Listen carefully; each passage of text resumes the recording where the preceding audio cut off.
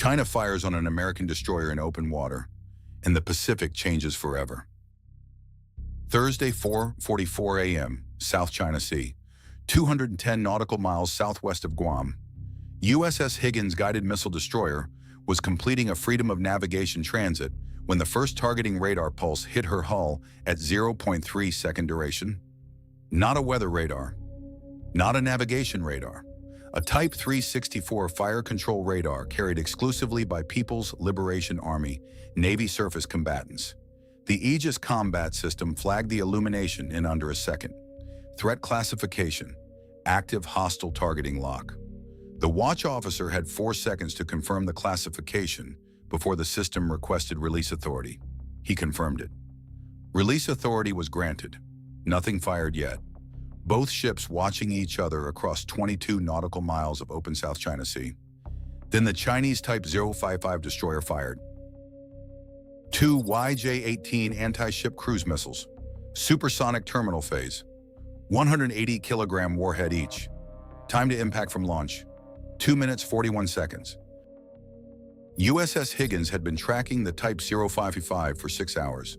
The Chinese destroyer, Plan Hull number 106 Nanchang, had been shadowing the American transit since the previous evening, maintaining 18 nautical miles distance, running parallel course, matching every course correction with a precision that communicated intent without declaring it.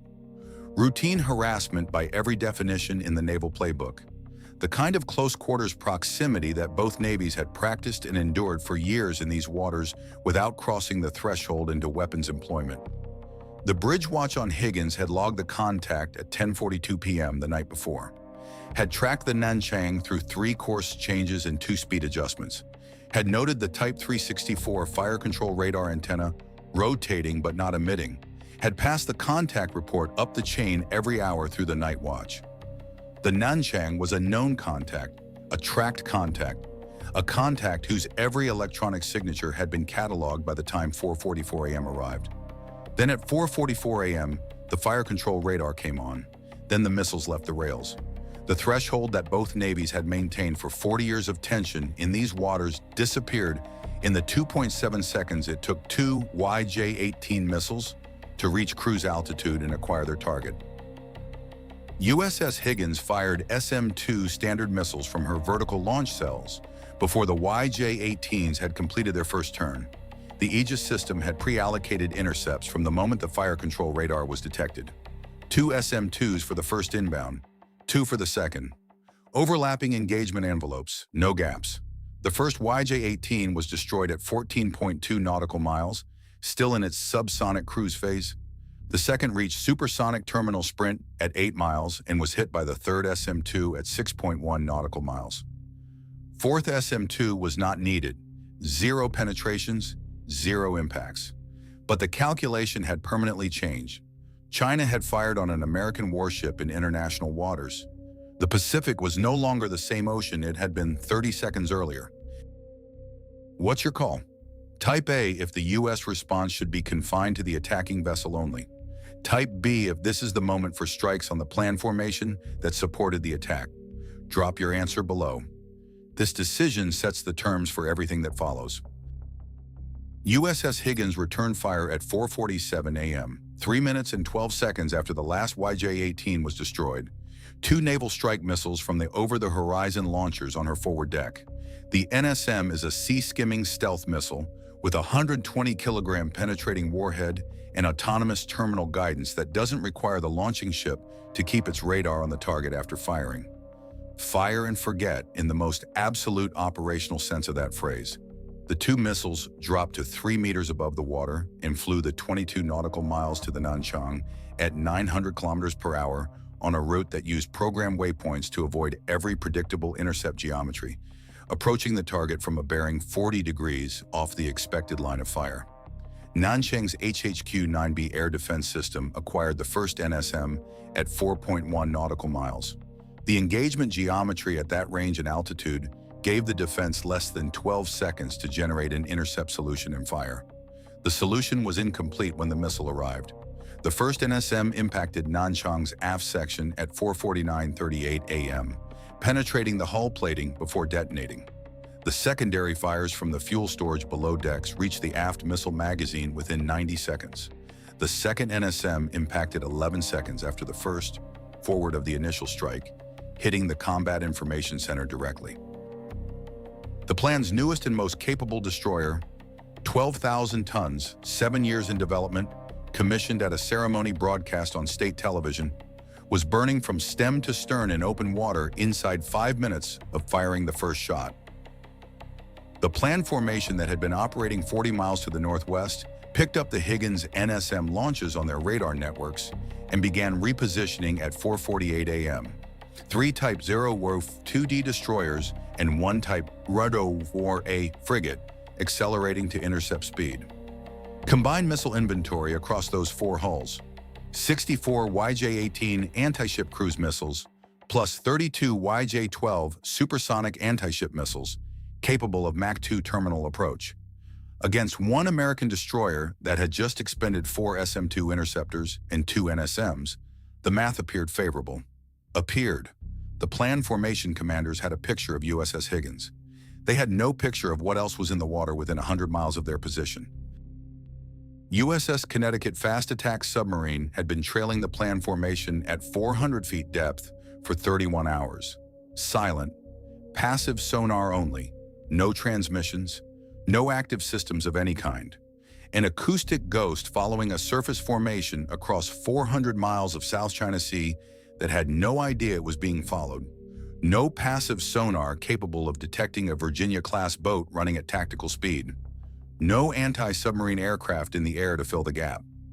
Connecticut's crew had been at quiet ship conditions since the previous morning. No unnecessary noise. No mechanical operations that could produce a detectable signature. The commanding officer had the formation's entire acoustic picture mapped. Each hull's unique propeller signature, its engineering plant rhythm, its characteristic speed-to-noise profile. He knew exactly which ship was which, knew their courses and speeds 6 hours in advance based on pattern of life, and had firing solutions updated and refined every 15 minutes through the night. USS Oklahoma City was running parallel track 18 miles to the south, also passive, also silent, also holding continuously updated firing solutions on every surface combatant in the formation. When the planned destroyers accelerated toward Higgins at 4:48 a.m., they accelerated into a weapons engagement envelope that had been set up and waiting for them for over 24 hours. Neither submarine had been ordered to fire yet. Both had authority to fire if the tactical situation required it without waiting for further instruction. Both commanding officers were watching the same tactical picture through their fire control systems. Both were waiting for the geometry to close. Subscribe to NavyForceUSA right now. Hit the bell. Every tactical detail, every decision point, every engagement sequence, broken down completely. This is what the channel exists for. USS Bunker Hill guided missile cruiser was 140 nautical miles east of the engagement, running with USS Ronald Reagan carrier strike group at 28 knots toward the fight. The carrier's air wing had been at 10-minute launch status since 3:01 a.m., when signals intelligence had first flagged elevated planned communications, indicating possible imminent action. When the missiles fired at 4:44 a.m., the carrier went to flight quarters immediately. First FA-18F Super Hornets off the bow catapult at 4:52 a.m., 8 aircraft in the initial wave. AGM-84L Harpoon Block 2 missiles and AGM-154 JSOW under the wings. E-2D Hawkeye airborne 3 minutes later, radar sweep establishing a 300-mile operational picture within 90 seconds of reaching altitude. The picture it built showed USS Higgins damaged and holding, showed the planned formation at bearing 287, range 180 miles from the carrier, accelerating. Showed 2 American submarines in the water between the carrier and the Chinese formation. Showed that the Chinese formation was moving into a geometry that had no favorable outcome for them, and that their commanders either didn't know it or had decided the political order overrode the tactical mathematics. The planned formation fired at 5:09 a.m., 22 minutes after Nanchang was hit, not at Higgins, at the incoming FA-18 formation that the Type 052Ds, Type 346A radar had acquired at 180 miles. 16 HHQ-9B long-range surface-to-air missiles in a single salvo, maximum range engagement, The missiles were in the air before the FA-18 pilots had finished their ingress briefing on the data link. USS Bunker Hill's Aegis system allocated intercepts against the HHQ-9B salvo, while simultaneously tracking the planned surface formation and feeding targeting data to the FA-18 strike package. The cruiser fired 8 SM-6 interceptors. 7 of the 16 HHQ-9B missiles were destroyed at range. 9 continued inbound toward the American aircraft. The FA-18 flight leaders executed a descent to low altitude and began defensive maneuvering. EA-18G Growler aircraft accompanying the strike package activated jamming against the HHQ-9B terminal seekers. 5 missiles lost lock and flew past the formation. 4 maintained lock. 3 were defeated by AIM-9X point defense shots from the fighter escort. 1 impacted. FA-18F Bureau number 166634, call sign Warlord 22. The pilot ejected successfully. The aircraft went into the South China Sea at 5:12 a.m. The first American combat aircraft lost in direct engagement with Chinese forces in the history of the two nations. The planned formation was still accelerating toward USS Higgins, had not responded to the loss of the Nanchang with any reduction in operational tempo, had taken the loss of 16 long-range SAMs and the failure to kill the American strike package and kept closing. The commanding officer of the lead Type 02D was operating under orders that had been issued from a command authority that did not intend to back down from this engagement. The American aircraft had been fired on, an American destroyer had been struck. The political decision had already been made. The only question was whether the tactical outcome would match the political intent. It would not. What would you do as the commander of the planned formation, closing at 28 knots into a geometry where 2 American submarines have firing solutions on your entire formation? Comment your decision below. USS Connecticut fired at 5:14 a.m. 4 Mark 48 AD cap torpedoes in 2-shot sequences against the lead Type 52D destroyers. The torpedoes run at 55 knots. They are wire-guided for the first 6 miles and active acoustic homing in the terminal phase. The lead Type 052D had no warning before the first torpedo entered its active homing phase. The torpedo struck amidships at 5:22 a.m. The resulting explosion ignited the magazine. The Type 052D, 7,500 tons of warship, 52 crew members, 64 vertical launch cells loaded with missiles, was gone in under 40 seconds. USS Oklahoma City fired simultaneously at the second formation element. 2 torpedoes, both hit. The second Type 02D took both in the bow section. Flooding was immediate and uncontrollable. The ship was dead in the water and sinking by 5:25 a.m. The planned formation that had been closing to engagement range with USS Higgins was now a formation of 2 ships instead of 5. The Type 054A frigate reversed course at maximum power. The surviving Type 052D reversed course 6 seconds after the frigate.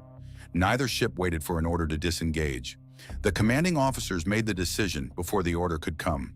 They had felt the torpedoes hit the ships ahead of them through the hull vibration in their own decks. They knew what was in the water around them. They ran. The FA-18 strike package reached weapons release range at 5:31 a.m. The Nanchang was still burning. The 2 Type 02Ds were sunk or sinking. The surviving Chinese surface combatants were running northeast at maximum speed, 22 miles from their last position, still inside the operating envelope of the American submarines that had already engaged twice. The strike package leader assessed the tactical picture on the data link, confirmed the frigate and the surviving destroyer were in full retreat, and recommended to the carrier air wing commander that the strike be redirected from the retreating surface combatants to the planned logistics and command vessels that the E-2D picture showed operating 80 miles to the north outside the engagement so far, but providing the command and control backbone for the entire operation. The recommendation was approved. The FA-18s turned north. The logistics vessels had no combat air cover, no surface escort, no realistic defensive capability against aircraft armed with standoff weapons. The JSL strikes landed at 5:47 a.m. The command relay ship and 2 fleet replenishment vessels were destroyed in under 3 minutes. Don't miss the follow-up breakdown on what happens next in the South China Sea. Subscribe to Navy Force USA and hit the bell. This escalation is not over. By 6:30 a.m., the South China Sea engagement had produced a result that no operational planner in Beijing had briefed to political leadership as a likely outcome when the decision to fire on USS Higgins was being considered. The Nanchang, flagship of the East Sea Fleet's Surface Action Group, named for a provincial capital, commissioned 18 months earlier at a ceremony attended by senior party officials, was a burning hulk. Two Type 052D destroyers were on the bottom of the South China Sea. 3 planned logistics vessels were destroyed. The frigate and the surviving destroyer were running for the Chinese coast with no missiles and no certainty about whether the American submarines were still behind them. Against this, 1 American FA-18 lost. 1 pilot recovered from the water by USS Higgins rescue helicopter at 5:58 a.m. 1 American destroyer with minor ballistic damage from the YJ-18 debris field that had passed within 200 meters of her hull. The exchange ratio was not a number that the planners in Zhongnanhai could present to the party leadership as an acceptable outcome. The strategic consequences of the engagement were already propagating through every Allied capital before the last planned vessel crossed back into China's claimed waters. Tokyo called emergency consultations with Washington within 20 minutes of the engagement report reaching the Japanese Defense Ministry. Canberra activated its ANZUS obligations review process and moved 2 Collins-class submarines to elevated alert status. Manila notified Washington of its full defense treaty activation and requested American air assets to forward deploy to Clark Air Base. Seoul moved its naval forces to elevated readiness and placed its submarine fleet on 30-minute launch status. Singapore, which had never formally committed to either side, quietly cleared its port schedules to accommodate American resupply operations. The alliance architecture that China had spent years working to fracture around the edges, arguing that American resolve was hollow and American commitments were conditional, had just been welded tighter than it had been in a generation.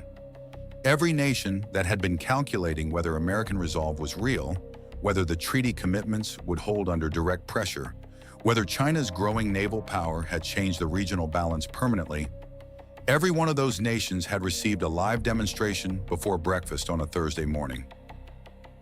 The price of testing American resolve had been 3 planned warships and a logistics group in under 45 minutes of actual combat. The price of testing it again would start from that baseline and go up from there. The South China Sea was quieter at 7:01 a.m. than it had been in years. Quieter in the specific way that follows a demonstration rather than a conversation. USS Ronald Reagan continued its transit southeast. All flight operations recovered. 525 aircraft still present and accounted for. USS Higgins held station at the coordinates where the engagement had begun. The Hawkeye's radar picture showed nothing closing from the Chinese coast. No surface combatants, no air packages, no submarine activity that acoustic sensors could detect. The submarines returned to patrol depth and continued their tracks, their exact positions known only to the commanding officers and the task force commander. The FA-18s recovered on deck. Maintenance crews worked the flight deck in the pre-dawn heat. The sea was open, would stay open. The 210 nautical miles southwest of Guam, where 4 Chinese vessels no longer existed, was not a disputed zone anymore. It was a record, written at 55 knots by 2 Mark 48 torpedoes, at 900 kilometers per hour by 2 sea-skimming NSMs, at Mach 3.5 by SM-2 interceptors that had removed the opening salvo from the engagement before it could decide anything. A record that every Navy in the Pacific was reading and annotating by 8:01 a.m. and would continue reading for a very long time. Was this engagement inevitable from the moment China decided to fire that first targeting radar? Or did American commanders make choices in the response that escalated beyond what the situation required? Type 1 for inevitable. Type C for choices escalated it. Make your case below. Power in these waters is not declared. It is demonstrated. It was demonstrated before dawn on a Thursday morning by a destroyer that absorbed 2 cruise missiles without damage, sank the ship that fired them in under 5 minutes, and held station while submarines, carrier aircraft, and a cruiser's missile batteries resolved the rest of the engagement around it. To every naval command studying the operational record of this engagement across the Pacific and beyond, the geometry that produced this outcome is not a one-time result. The preparation that produced it is continuous. The forces that executed it are still at sea, still on station, still tracking. If this operational breakdown delivered the analysis you came for, like the video, share it with someone who needs to understand what a peer naval engagement actually looks like, and subscribe to NavyForceUSA.